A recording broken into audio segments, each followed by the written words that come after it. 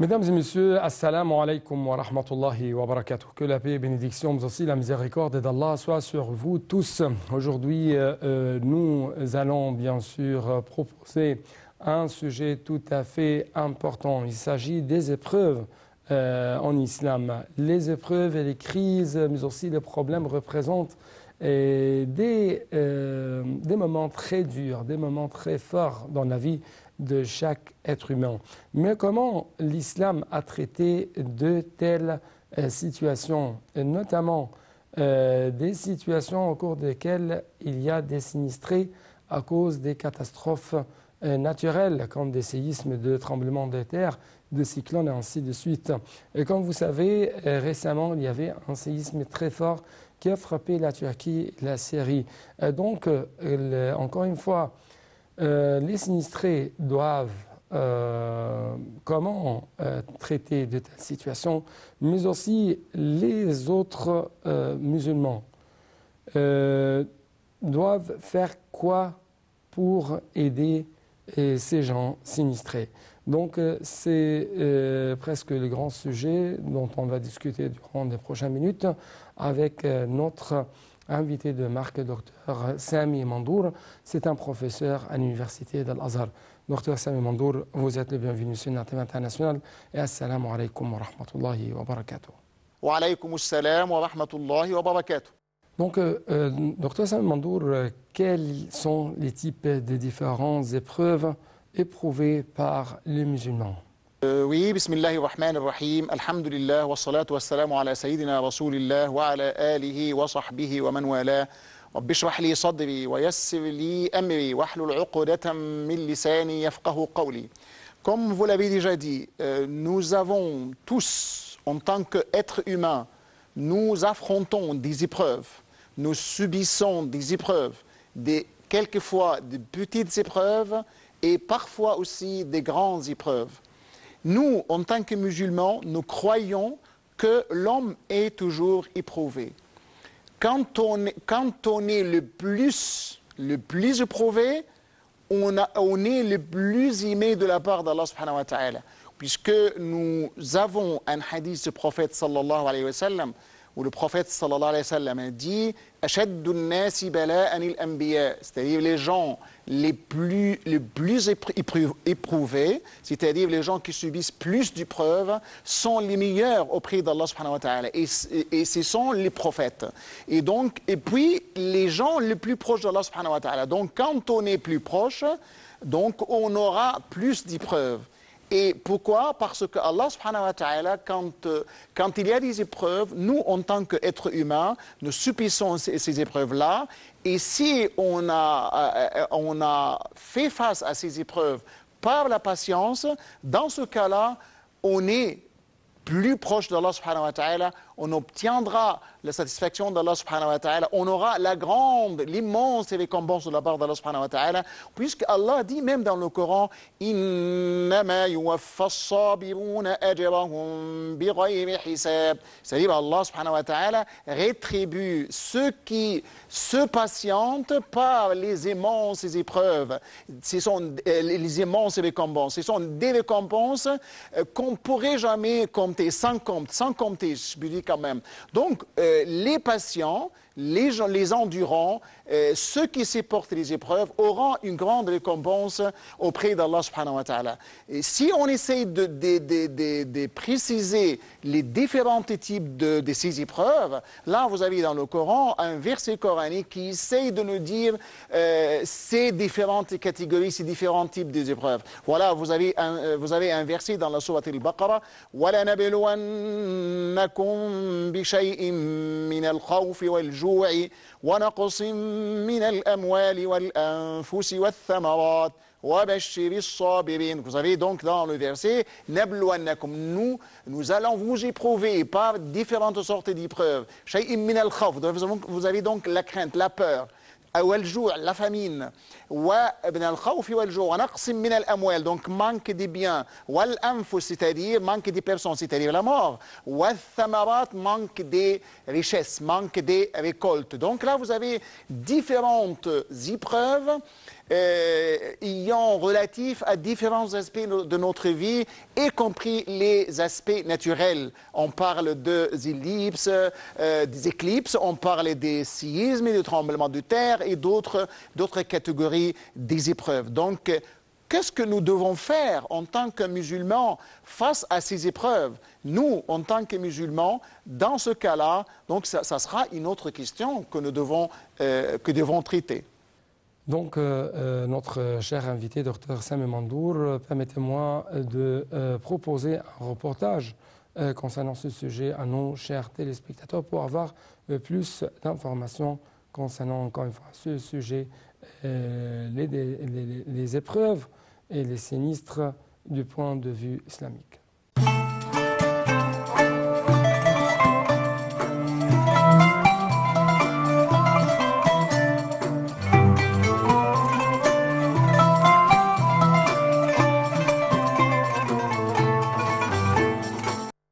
Très certainement, nous vous éprouverons par un peu de peur, de faim et de diminution de biens, de personnes et de fruits.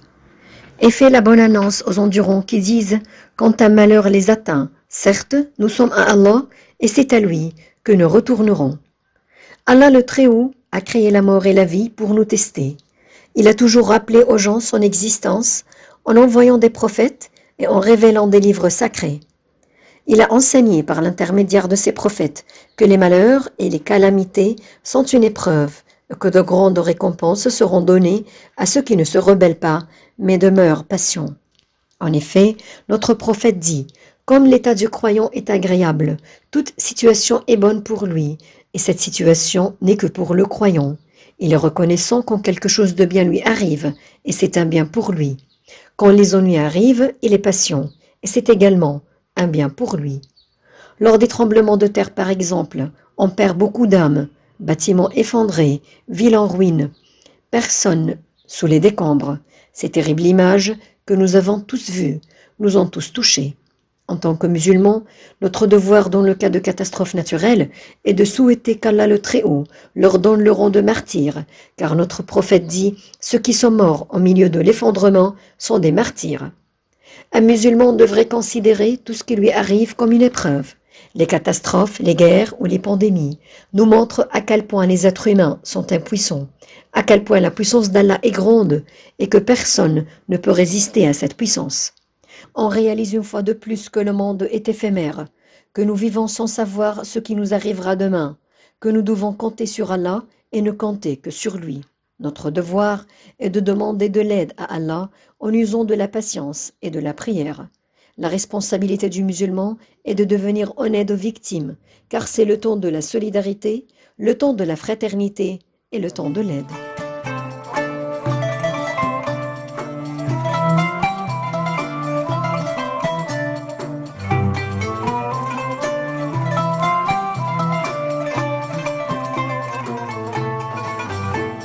Si on va parler un peu plus des catastrophes naturelles, comment les musulmans peuvent faire dans de telles situations où il y a des musulmans sinistrés? Oui, comme vous l'avez déjà dit, nous avons déjà montré qu'il y a différents types, catégories d'épreuves. Et maintenant, nous, à cette époque-là, récemment, on a vu un grand tremblement de terre, une grande catastrophe qui a eu lieu dans deux pays en particulier. Vous avez la Turquie et la Syrie. Donc là, ce sont un pays arabo-musulman et un pays musulman. Et donc là, les habitants de ces deux pays, dans des régions particulières, ont déjà subi une grande épreuve, une grande catastrophe.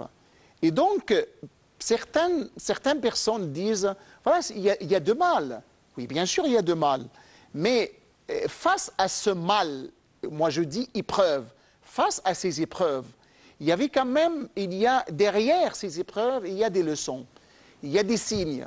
Il y a quelque chose que le musulman doit méditer, doit bien examiner, doit examiner profondément, puisqu'il s'agit de quoi exactement?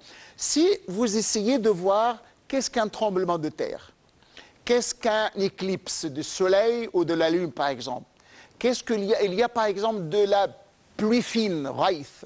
Donc, ce sont des phénomènes, je dis phénomènes, parce que je ne dis pas catastrophe, puisque ce sont des phénomènes naturels auxquels un être humain pourrait faire face ici ou là.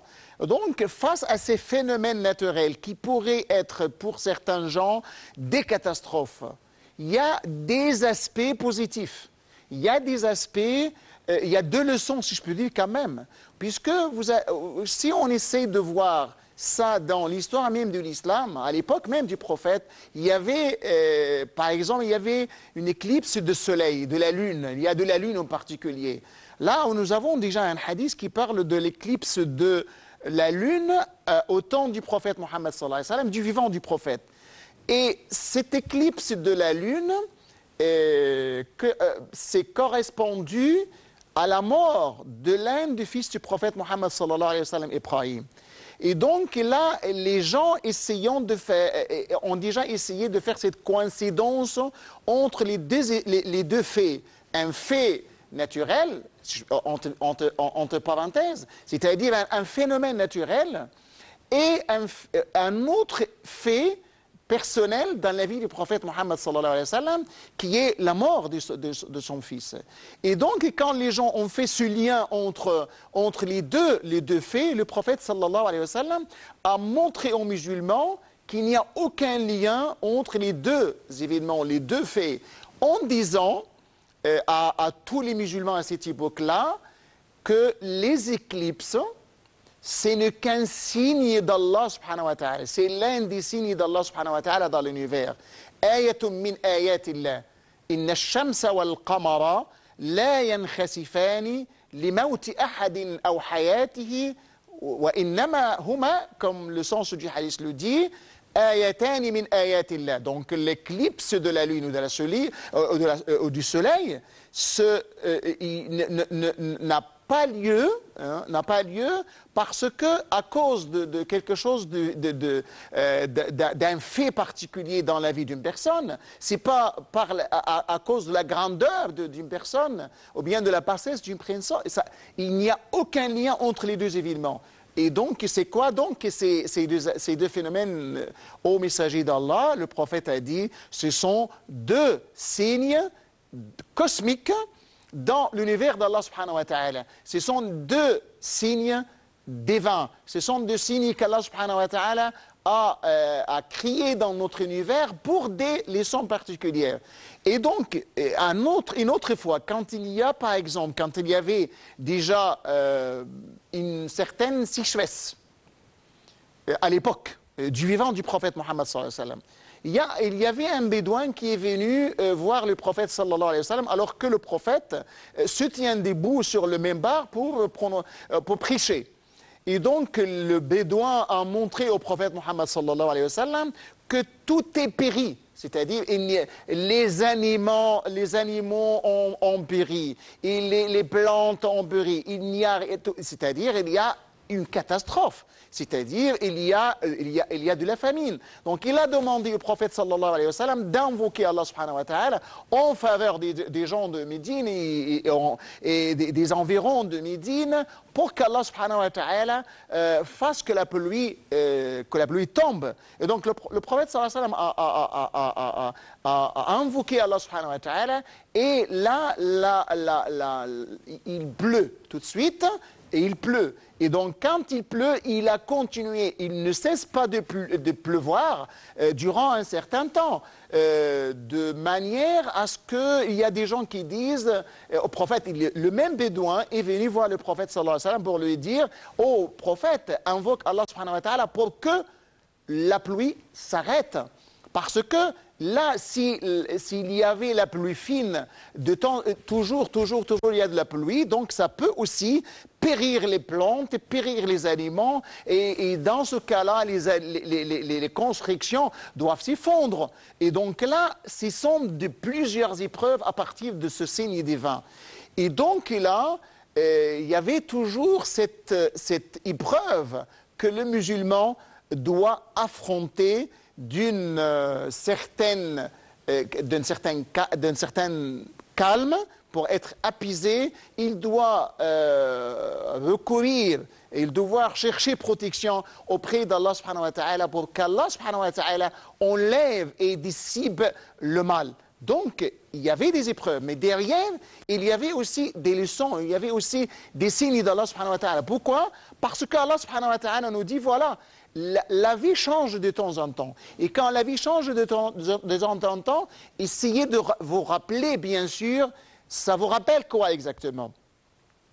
Si vous voyez le Coran, si vous essayez de lire le Coran, et vous essayez de voir quels sont les différents versets coraniques qui parlent de tremblement de terre.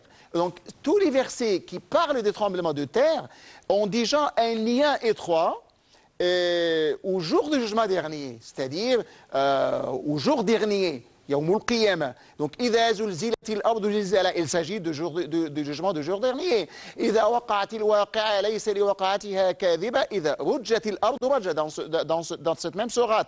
Donc, il s'agit de tremblement de terre. يا أيها الناس اتقوا ربكم إن زلزلة الساعة شيء عظيم. Donc, Allah nous ordonne, nous demande d'être pieux, de craindre Allah subhanahu wa ta'ala, parce qu'il y aura un jour où il y aura un tremblement de terre. Et donc là, si vous voyez un tremblement de terre, c'est-à-dire il y a des destructions, il y a quand même des personnes qui doivent perdre leur vie. Et donc là, vous voyez, il y a des catastrophes, il y a des épreuves. Donc là, ça vous rappelle qu'un jour, vous allez rencontrer les seigneurs. Et donc un jour, parce que normalement, le tremblement de terre vient subitement. Donc vous ne pourriez jamais... vous ne pourriez jamais prévoir le moment exact où le tremblement de terre aura lieu. Et donc, si quand même, vous ne pourriez jamais prévoir le moment exact de l'avènement de l'heure H majuscule, le jour du jugement dernier. Et donc, là, dans ce cas-là, Allah dit وَمَا نُرْسِلُ بِالْآيَاتِ إِلَّا تَخْوِيفًا. Puisque nous avons dit, le tremblement de terre, c'est un signe divin. Et donc, Allah nous rappelle, Allah nous donne, nous exhorte pour ne pas tomber dans comment dirais-je, dans le sommeil, et disent voilà, on est tranquille, et là on essaye d'abandonner, de renoncer aux enseignements d'Allah subhanahu wa ta'ala, mais Allah nous dit voilà, un jour vous allez rencontrer votre Seigneur, et un jour peut-être arrive, et vous n'aurez jamais le temps, l'occasion de se repentir, revenir à Allah subhanahu wa ta'ala. Donc, le plus vite possible, répentez-vous pour ne pas rencontrer les seigneurs alors que vous faites des péchés. Un autre signe très important, puisque dans ces malheurs et dans ces épreuves, il y a toujours des bienfaits. Puisque le prophète nous dit, dans un hadith, celui qui est mort dans l'effondrement d'une maison, bien sûr à cause d'un tremblement de terre ou autre, c'est quelqu'un qui aura la récompense d'un martyr. Puisque le prophète a déjà énuméré certaines catégories de martyrs, et parmi eux, ce qu'on appelle al-hadmu, c'est-à-dire la personne qui a déjà trouvé la mort sous les décombres d'une maison, d'une construction effondrée. Et donc là, derrière, il y a bien sûr des bienfaits. Si on a la patience face à ces épreuves, donc dans ce cas-là, on aura bien sûr la récompense, l'immense récompense de la part d'Allah subhanahu wa ta'ala. Bien sûr, dans de telles situations de désastres, de catastrophes naturelles, il y a toujours des récompenses de la part d'Allah, qu'il soit glorifié à ceux qui sont sinistrés. Donc, est-ce que vous pouvez parler un peu plus de ces récompenses? Donc là, vous avez bien posé la meilleure des questions, puisque vous parlez, si la personne qui a subi cette épreuve, tremblement de terre ou autre, c'est déjà armé de la patience. On demande à la personne qui subit une épreuve de patienter, d'endurer, d'être endurant, d'être patient, de supporter les épreuves, de s'armer de la patience, d'avoir recours à Allah subhanahu wa ta'ala pour l'aider et chercher protection auprès d'Allah subhanahu wa ta'ala. C'est bien. Donc, il s'est armé de la patience. Mais il est dans la catastrophe. Il y a la catastrophe. Mais il y a la famine, il y a le problème, il y a les maisons qui se sont effondrées, il y a les décombres, il y a des gens qui sous les décombres. Donc, nous, en tant que musulmans ou êtres humains en général, puisqu'il s'agit d'une question humanitaire, comment nous, en tant qu'êtres humains, et en particulier en tant que musulmans, même les musulmans, face à ces épreuves, même dans des pays qui ne sont pas musulmans, ils doivent agir du point de vue avec un sens humain, puisque nous sommes tous êtres humains. Et donc les êtres humains doivent être au secours, à l'aide des autres êtres humains. Si un être humain est dans le malheur, tous les êtres humains doivent venir à son aide, doivent les secourir, doivent leur apporter tout secours et toute aide nécessaire. Là, c'est ce que le musulman doit faire. Que ce problème, ce malheur a eu lieu pour un musulman, des musulmans comme notre cas en Syrie et en Turquie, ou bien ailleurs, dans un pays qui n'est pas musulman. Donc les musulmans, dans les deux cas, doivent venir au secours, doivent aider, doivent faire en sorte que ces gens-là on doit les soulager, on doit les supporter, on doit les aider, on doit faire tout ce que nous devons faire pour les aider à sortir de cette situation terrible. Là, c'est notre religion qui nous appelle à faire ainsi. Parce que, essayons de rappeler un événement très important, même dans la vie du prophète Mohammed sallallahu alayhi wa sallam. Puisque le prophète, dans un jour, avant même la mission, c'est-à-dire à l'époque de la mission du prophète, au début de la mission du prophète, dans le moment où l'ange Gabriel est venu au prophète pour lui dire « Ô Mohammed, maintenant vous êtes un messager et maintenant il y a une révélation de la part du Seigneur » et donc le prophète Gabriel lui dit « Iqra » est venu auprès du prophète sallallahu alayhi wa sallam pour lui dire « Iqra ». Donc là, c'est la première fois, le premier contact entre le prophète Mohammed sallallahu alayhi wa sallam et l'ange Gabriel. Et donc, le premier contact d'un être humain qui est le prophète Mohammed sallallahu alayhi wa sallam et l'ange Gabriel, c'est un contact qui avait déjà des effets difficiles sur le prophète Mohammed sallallahu alayhi wa sallam, puisque la vue de l'ange est tellement difficile pour le prophète sallallahu alayhi wa sallam. Et donc le prophète, quand il est revenu chez lui, auprès de Khadija, radiyallahu anha, l'épouse du prophète et la mère de croyants, donc le prophète s'est tremblé dans un état de tremblement, et donc dans un cas de peur, de crainte, donc il est dans un cas de tremblement, comme on le dit. Et donc là, dans ce cas du peur du prophète Mohammed sallallahu alayhi wa sallam, vient le rôle de Khadija. Le Khadija, radiyallahu anha, qu'est-ce qu'elle a fait? Elle a essayé de calmer le prophète Mohammed sallallahu alayhi wa sallam, d'apaiser le prophète Mohammed sallallahu alayhi wa sallam. Et quelles sont les raisons sur lesquelles s'est appuyée Khadija, radiyallahu anha, pour apaiser le prophète Mohammed sallallahu alayhi wa sallam?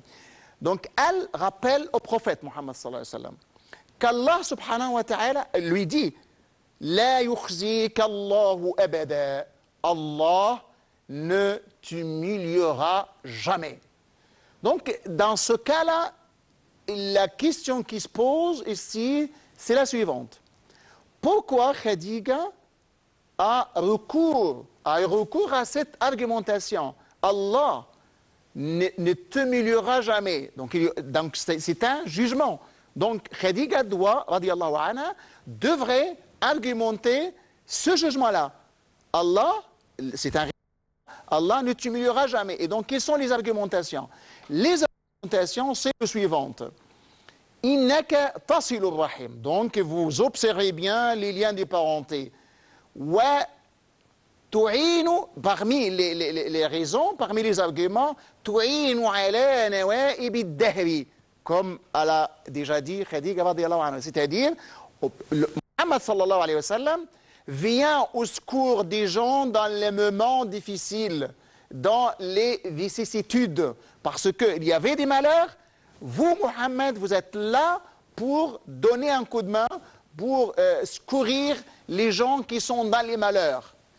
Donc, parmi les arguments de Khadija radiyallahu anha, et que le prophète Muhammad sallallahu alayhi wa sallam vient au secours. Quand il y a quelqu'un qui appelle au secours, le prophète est là pour l'aider, pour le supporter, pour l'aider même à se sortir de ce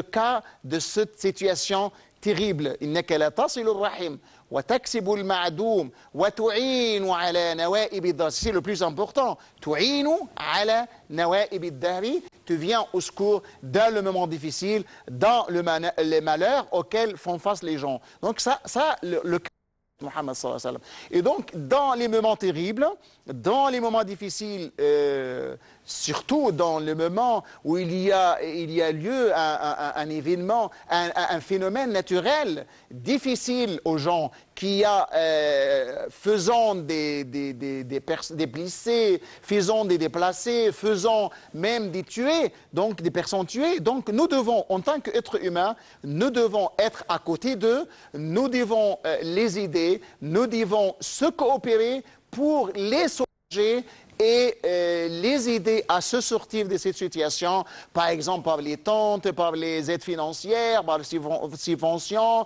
par le secours, tout ce qui est possible, on doit le faire dans ce cas-là. Docteur Sami Mandour, notre grand professeur à l'Université de l'Azhar, merci beaucoup pour de tels éclaircissements de votre part. Je vous en prie, monsieur. Donc, chers téléspectateurs, c'était tout pour cette édition. Il ne me reste que vous dire Assalamu alaikum wa rahmatullahi wa barakatuh. Que la paix et bénédiction, mais aussi la miséricorde d'Allah soit sur vous tous.